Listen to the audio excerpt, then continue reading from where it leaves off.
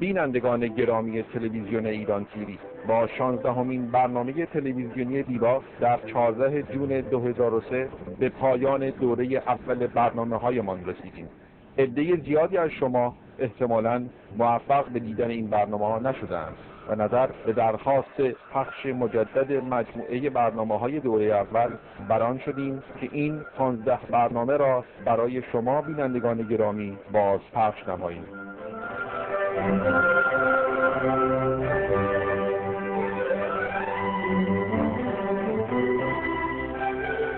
سلام، خوش آمدید به 8مین برنامه بیبا. از اونجایی که شاید تعدادی از بینندگان ارجمند ایران تیوی تا به حال برنامه ما ندیده باشند، اجازه می‌خواهم که توضیح مختصری درباره خودمان به شما بدهم. من بابک امامیان، بنیانگذار British Iranian Business Association که به فارسی ما به خودمون میگیم انجمن مدیران ایرانی مقیم انگلستان و مختصر به خودمون بیبا میگیم. بیبا پس از 9 سال فعالیت دائم در انگلستان به خوبی شناخته شده است. علت تهیه این برنامه معرفی بیبا به دوستان عزیز ما در آمریکا است، با امید آنکه این باعث گسترش روابط اقتصادی بین ایرانیان مقیم انگلستان و ایرانیان مقیم آمریکا بشود. حال اجازه بدهید بپردازم به برنامه امشب. همینطور که در برنامه‌های شب‌های قبل توضیح دادیم، به نظر ما معرفی انگلستان باید فقط از زاویه کاخ باکینگهام پلس، موزه مادام توساد، گردشگاه هاید پارک یا سطح بیگ بن نباشد، بلکه به انگلستان باید از 3 زاویه مهم نگاه کرد. اول اینکه به انگلستان به چش یک بانک بزرگ باید نگاه کرد. دوم، به انگلستان باید به چش یک دفتر حقوقی جهانی نگاه کرد. سوم، به انگلستان به چش یک مرکز تکنولوژی نگاه کرد. و همینطور که در برنامه‌های قبل داشتیم، ما قسمت‌های تکنولوژی، قسمت حقوق، قسمت بانکداری و دوباره امشب می‌خوایم برگردیم به قسمت تکنولوژی. امشب ما درباره صنعت نفت در انگلستان با 2 تا از دوستان بسیار خوب من، آقای دکتر منوچهر تکین و آقای دکتر محمد علی علا گفتگویی داریم. حالا اگه اجازه بدهید بپردازیم به این مصاحبه. خیلی خوش آمدید به برنامه امشب.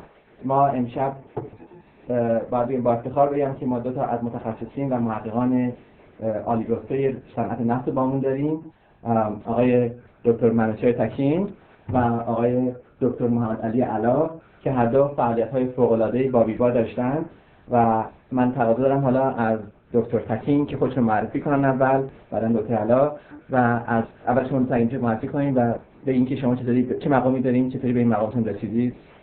اگه لطفاً حالا مقامی ندارم ولی اسم بنده هستش منوچهر تکین. من در مرکز مطالعات جهانی انرژی در لندن Center for Global Energy Studies کار میکنم که مرکزی است غیر انتفاعی و منظورش هدفش شناخت بازار نفت دنیاست و مسائل انرژی، ارتباط تولید کننده، مصرف کننده، ارتباط بین جنبه‌های فنی و اقتصادی و سیاسی در سطح بین‌المللی. این بخش خصوصی است. این شرکت خصوصی است که کارش همین که عرض کردم و عرضه این به مشتری‌هایی است که بابت کار ما ازشون ما پول می‌گیریم و بهشون میدیم. کار تحقیقاتی منتها به جای دانشجو ما به بخش خصوصی بانک‌ها، شرکت‌های نفتی و سازمان‌های دیگه محقق شدید در این رشته. خب همونطور که هدف این سازمان هست مخلوطی است از جنبه‌های مختلف فنی و اقتصادی و سیاسی. من خودم رشتم تحصیلیم بعد از دبیرستان در بورس تهران زمین شناسی بود و ژئوفیزیک در انگلیس. لیسانس و دکترا گرفتم و بعداً و بعد در ایران 15-16 سال عملیات اکتشاف کردم، بیشتر برای نفت، 24 سالم برای معادن، عملاً در بیابون‌ها و کوه و غیره و سر چاه و عملیات صحرایی و مختلف و بعد در قسمت بین‌المللی کار کردم. در دبیرخانه اوپک بودم 8-9 سال یه مقدار آشنایی بیشتر و الان هم در حدود 12 ساله که در لندن این سازمانی که عرض کردم مشغول کار هستم. پس شما تعریف حرفتون محقق یا میگم اویل انالیست درست؟ بله، اویل انالیست اینترنشنال اویل مارکت. خیلی ممنون. من محمد علی علا، استاد امپریال کالج، یکی از کالج های دانشگاه لندن هستم که برای توضیح در سطح ماساچوست اینستیتوت آف تکنولوژی MIT در اینجا شما یه میگید در امپریال کالج یه در میگن از کمبریج هم حالا بازی دکتر تکی میگن از اونم بالاتر در رشته‌های علمی و به هر حال امپریال کالج کمبریج دو مرکز مهندسی و علوم انگلستان هستند. و شما الان کارگاهی دیگه من ندارید.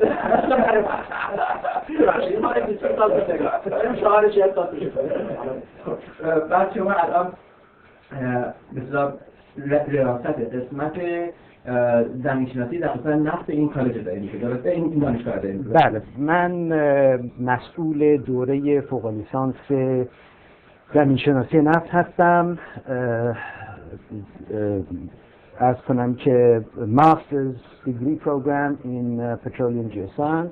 کار خصوصی هم خودتون انجام میدید؟ بله، بنده هم در امور کارهای آموزشی ترینینگ و هم یه مقداری کارهای مشاوری به اشتغال دارم. و شما هم بخش خصوصی هستید هم بخش آکادمیک خصوصی تقریبا دیگه؟ بله، خب دانشگاه در انگلیس اصولا خب دولتی هستن، ولی خب ما با بخش خصوصی با بخصوص با شرکت‌های نفتی روابط خیلی نزدیک و تنگاتنگ داریم. اوکی. پس من امشب الان با دو تا oil analyst or oil researcher درسته میگم محقق و اینا. I just want to come to you, Dr. Takim, first. Do you make any money being an oil analyst? Of course, but we try to personally, do you make? Personally, no. Of course, I earn a salary, and when we do consulting, but do you have a comfortable life? It is our office, our center, which generates revenue. But we help our clients to make lots of money. Make lots of money, yeah. We make them. We help them make lots of money. Okay. So being an oil analyst, or how do you become an analyst? Why do you want? I mean, an analyst is not is not a decision maker. He's the one who advises people. Why aren't you a decision maker yourself? Well, it is by accident that I am here. And to be an analyst, you have to be multifaceted, multidisciplinary person. You should know the technical, economic, and political background and of the subject, of the industry, of the business, and you should know it very deeply. And as it happened, my career was on the technical side, which I alluded to at the beginning, 15 years or so in exploration, production, with Shell, NIOC, the National Oil Company, and then a career 8 years in OPEC in Vienna, looking at the global market. So having had the technical background, I tried to look at the international aspect of oil and became involved in what decides the price of oil, how the ministers decide, and then came into London, which does the same thing from a purely independent point of view. This is a description of what you do. You are an oil analyst. You advise people. Yes. You advise decision maker. Yes. Why aren't you a decision maker yourself? Well, I did my decision making in the past. As I said, I happened here by accident. What I'm not doing, but my own decision. I want to promote myself. And I did make decision in the past. I was exploration manager. I was in charge of projects. But as happens in life, a revolution in Iran, trying to go abroad, and so on, and career, and etc. I ended up here. I'm very happy with it as well. But we have a lot of respect, and I tell you what, a lot of people listen to your advice. So, what about yourself as a researcher? How do you feel about that? Do you want to be you make decisions. Okay, you tell me about yourself as a researcher. Well, I ended up at Imperial College by accident. I followed a career in the oil industry for 8 years following graduation. But as a director of this postgraduate program, I'm certainly involved in decision making. And again, I'm here to promote Imperial College and its ties with the oil industry. So you have to make a profit as a course director. Yes, we certainly there is a commercial break even point, and we are expected to be a viable postgraduate program. So if your course doesn't make any money, you lose your course, you could lose your position. Absolutely, the program will be discontinued if we don't make money. Would that affect your other private job as a consultant? No, I could continue as in. But it wouldn't have a good reflection on it, would it? Well, no, perhaps not. But it wouldn't. It would not detract from me as a known person in the oil industry. I just want to know how much pressure are you under? Well, these days, all institutions, including academic institutions, are under enormous pressure. We have to run ourselves as a business, as a viable business.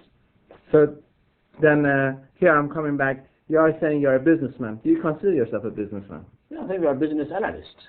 I think our job, our small group, we are business analysts in the oil sector on a global international scale. Yes.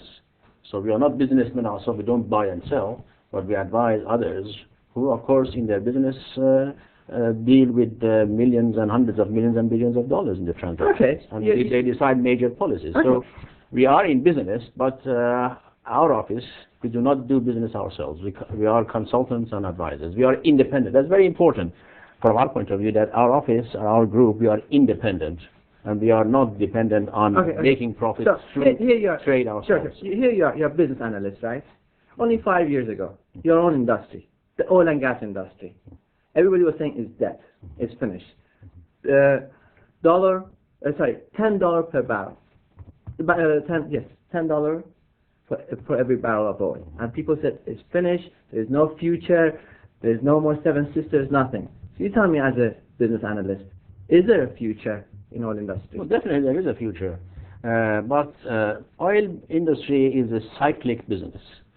In oil industry, companies have to spend hundreds of millions of dollars and billions of dollars, and they get the reward in the form of oil that they can sell and get revenue 4, 5, 6, 8 years later. And during this period, the world undergoes cycles of global economic activity, boom, recession, and they may not coincide with each other. So cyclic nature of oil industry is something which is You mean you are price sensitive? It is accepted. Now, the price of oil depends on all these various factors, and that is the beauty of our job. That it's not a very simple equation that I can tell you or anybody else that it is because A and B equals C, therefore the price of oil will be up and down. It is a multifaceted economy. But you were asking me what happened and is there a future? Definitely there is a future. Just to let you know... well, you would say that. You're in oil industry. No, I just want to confirm it for you once more, that in 1998, there was an article in The Economist which said the price of oil should come even less than $10, and the actual level of price of oil is $5 a barrel. Which of course now we see how much out of price it was. But it's not the price which is, in fact the price is low, it would make the industry to last longer. It is the need for oil, the way the whole global industrial economy depends on oil that we cannot get away from it. And therefore there is a future. That's what I'm trying to say. So Dr. Sakin says win-win situation in your industry, in oil and gas industry. What are the opportunities? In the UK, you tell me. Well, as a career, I think the oil industry offers a young person graduating from a course like us a very exciting career. It includes, if you join a major oil company, it includes travel to abroad, being involved in interesting projects, studying different parts of the world, and generally it offers great prospects to a young person with the right sort of background.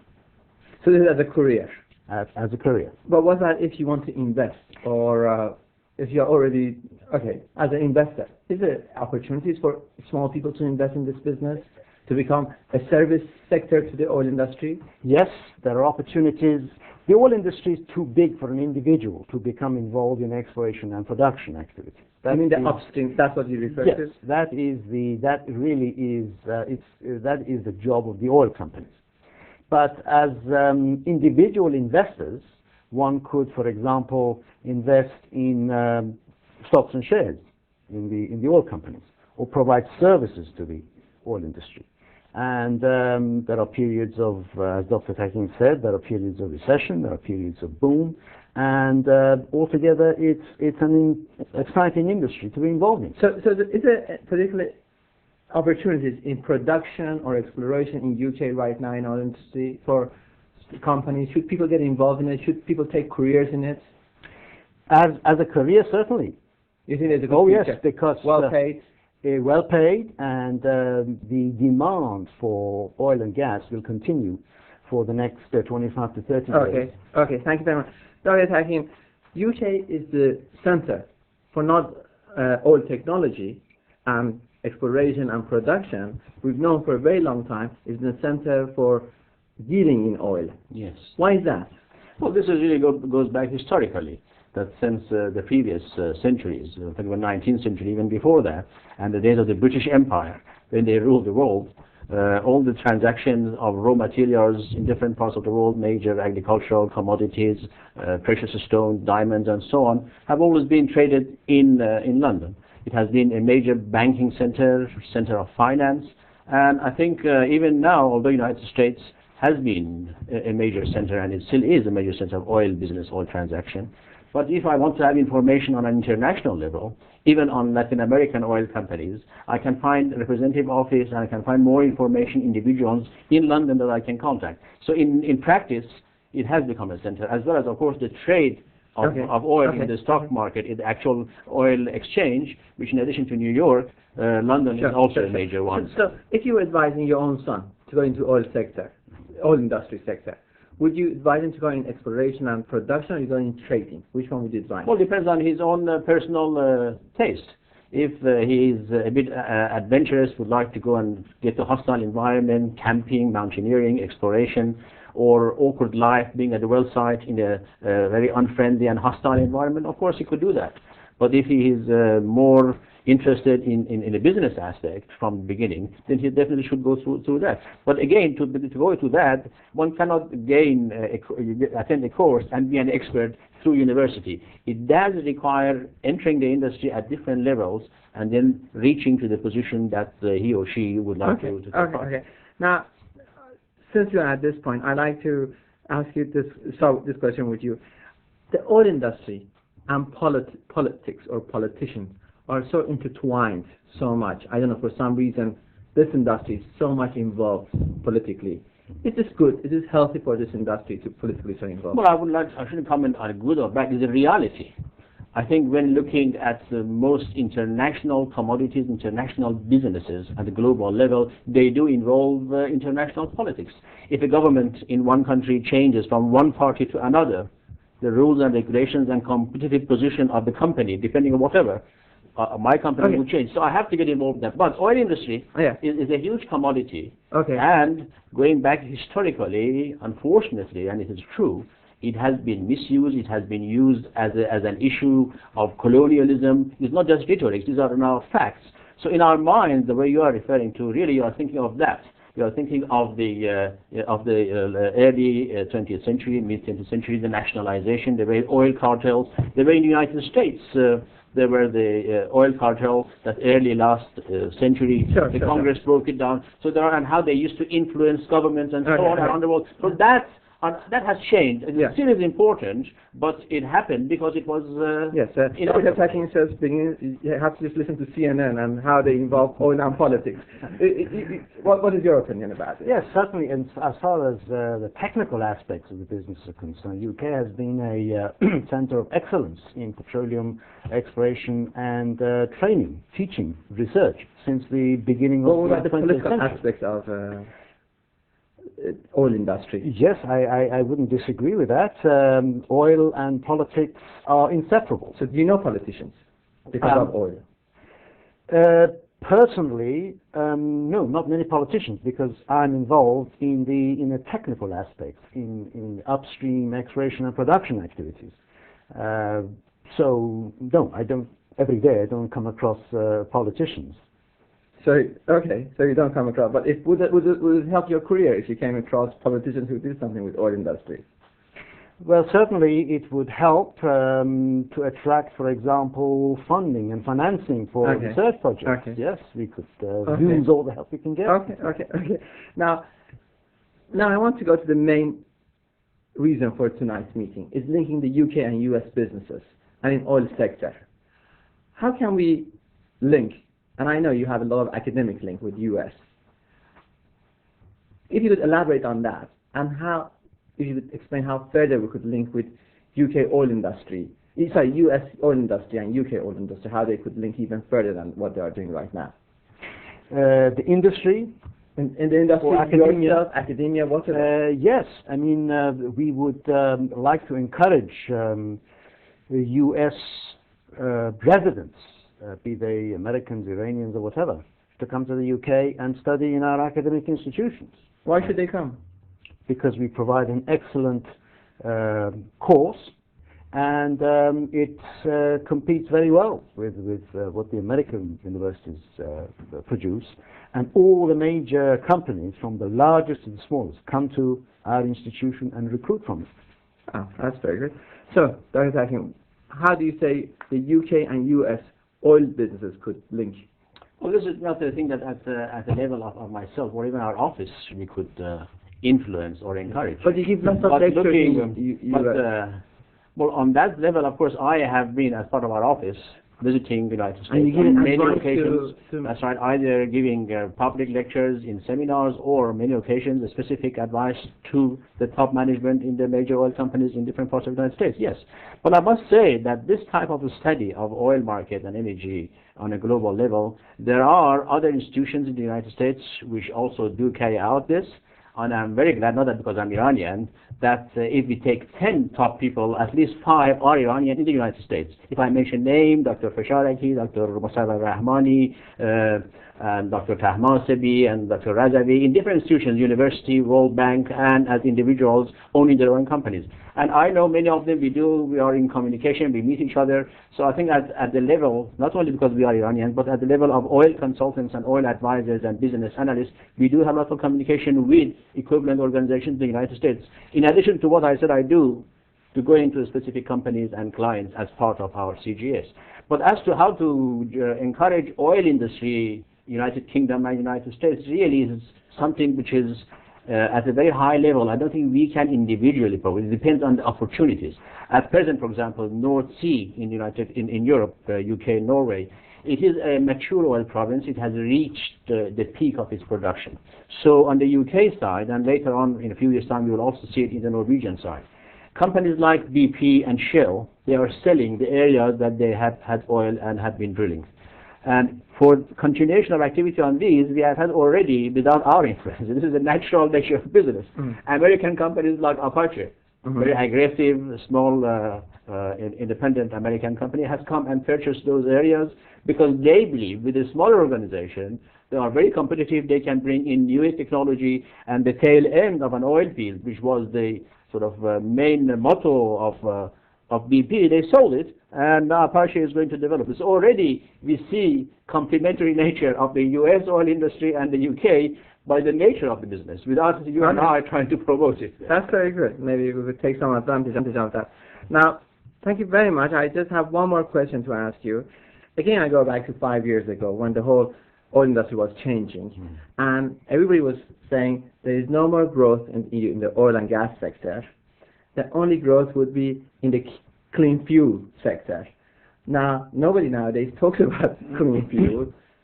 Is clean fuel dead? Not at all. In fact, the oil industry is very conscious that it does have a duty to protect the environment. And so a lot of research goes into, first of all, alternative fuels, secondly, making oil a cleaner fuel, and of course, in recent years, there is a tendency to utilize gas, which is a much cleaner fuel. No, the industry does have a commitment. Do you carry any research at your institute on clean fuel? Not in our department, but certainly in other departments at Imperial College in Chemical Engineering, for example. They do. Okay. Yes. Okay. There major departments, Yes. Environment. So what is your opinion about clean fuel? Is that dead? Is it no Well, go definitely it is there, But I think the world, there was some sort of euphoria in the last 10, 20 years on to the present of going for clean fuels, trying to get rid of fossil fuels. You don't mean it's wrong to think that way, do you? No, it was an obvious thing. It was awareness of the environment. But you're pro that? Of course, yes. And I'm personally, I am much more, but the oil industry are also so. But I think what you are referring is that probably you have noticed that there has become some sort of awareness and a realistic knowledge now, realistic expectation for clean fuels globally. Let me just remind ourselves that these ideas of going for clean fuel usually start in California. People were very conscious and they wanted to have the top specification of low sulfur, low oxidates and so on in petrol, in gasoline. And they used to pass the regulations and stringent requirements in the state. And the oil companies used to make sure that they can provide that type of gasoline. And these requirements used to press to expand to the rest of the U.S. and the rest of the world. The oil industry is continuing that. And they are making sure that they will provide clean fuel which would fit the environment and suit the environment. But I think there has been a realization that, especially I think if I'm right, I am starting from California, that if you want to have a clean fuel and clean energy, you have to pay for it, and the cost is high. And they have noticed... How higher is it than average fuel? No, I'm not talking about a particular fuel. I'm talking generally. Okay. If you want to go and very idealistically clean fuel, the prices become exorbitant. Technology can provide it. Yeah. It is on being economically to be able to be given in a market at a reasonable price that the economic structure of that community or that state can accept it. Okay. I think that is the realization. In the electricity blackout in the United States, in California, the problems they did bring to the fore that only the free market by itself and a group of idealists trying to push for a clean environment, this cannot really, the whole thing has to go at a speed that the society, the industry, the economy can absorb it, and we should not be too ideal. So there has been a realization that it is obviously an ideal that we have to strive for, the individuals, the individuals who go for clean environment as well as the industry, and they will continue so. But they have realized that they have to be more realistic and not a utopian ideas. Okay. Well, thank you very much to both of you. Thank you very much, Dr. Takim, for being such an exciting analyst. Thank you. And thank you very much, Dr. Ala, for producing so many good students and also an academic who is free to talk to everyone. Thank you very much. امیدوارم که از برنامه امشب لذت برده باشید. شب بخیر. با امید دیدار شما را به خدا میسپارم.